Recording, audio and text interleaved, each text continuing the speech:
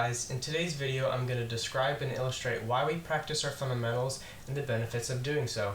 Now I know that the answer may seem obvious, but I'm confident that I can provide a new, if not different, perspective on practicing your fundamentals that gives more meaning to all the hard work that you're doing in the practice room.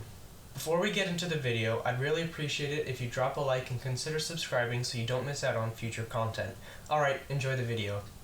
When thinking about why we practice our fundamentals, you might think about improving your tone, improving your range and endurance, getting better at multiple tonguing, and similar things of the like. These are all valid reasons to practice your fundamentals, but there's a new perspective on this that I recently learned from Tom Hooten and would like to share with you.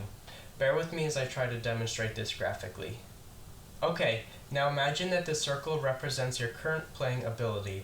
Within the diameter of the circle, you are equipped and able to perform the repertoire that is in the circle because the strength of your fundamentals meets the demands of the piece. To make things simple, let's put the song Happy Birthday in this first circle. You have practiced your fundamentals to the point where the musical and technical demands of the song don't exceed your musical and technical abilities. Therefore, you are able to perform and practice Happy Birthday without being held back by the technical and musical demands of the piece. Now let's put the commonly played concert etude out here. The piece is noticeably harder than Happy Birthday and requires more proficiency in areas such as double tonguing and endurance, for example. Ideally, we want our circle of playing ability to meet or surpass the demands of the piece. If our circle does in fact meet or surpass the demands of the piece, the musical and technical requirements of concert etude should not be a barrier when playing it. If our circle does not meet the demands of the piece, let's say our double tonguing needs a lot more work, we then need to go practice our double tonguing separately so that we can comfortably play the piece.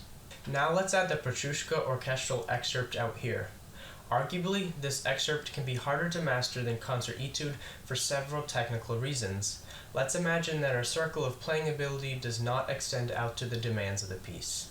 As a result of this, practicing the Petrushka is difficult and potentially frustrating. The demands of the piece have not yet been met by our level of proficiency with our fundamentals.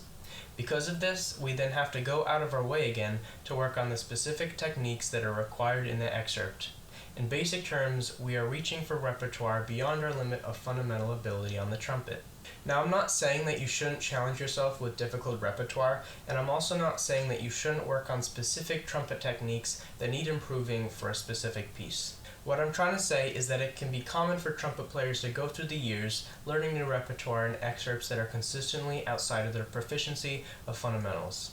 When your circle of fundamental proficiency is consistently outmatched by the demands of the repertoire, you have to make up the difference by cramming in the remaining musical or technical demands in practice sessions before the repertoire can be successfully performed. Let's say that you just got the audition music for a competition that is in 1 month's time. If you have good technique and fundamental strength on the trumpet prior to receiving the music, the required time to master the rhythm, technique, and other musical demands of the piece is lessened. Therefore, you are able to spend more quality time on the phrasing, stylistic choices, character, and other musical aspects that will make your performance stand out from others. On the other side of the coin, if your fundamental strength on the trumpet is far below the demands for the audition music, you'll be spending hours working on method book exercises in an attempt to match the skills required for the piece in a short period of time. As a result, you will not only be more crunched for time, which is not ideal in any audition setting, but you will also have less time to spend on the phrasing, stylistic choices, character, and other musical aspects that, as I said before, make your performance more memorable and special among the other performances that the judges heard that day. The goal is to expand this circle of fundamental proficiency and playing ability so that the demands of repertoire and excerpts you will encounter are already met by your current playing ability. This doesn't mean that all music within this circle is going to be easy or effortless, but it means that the technique required is less of a problem than it would be if your circle of fundamental proficiency was much smaller. If you practice your fundamentals with this kind of perspective in mind, you will not only be able to grasp new repertoire more quickly, but you'll also become a more efficient and capable player. Thanks so much for joining me today.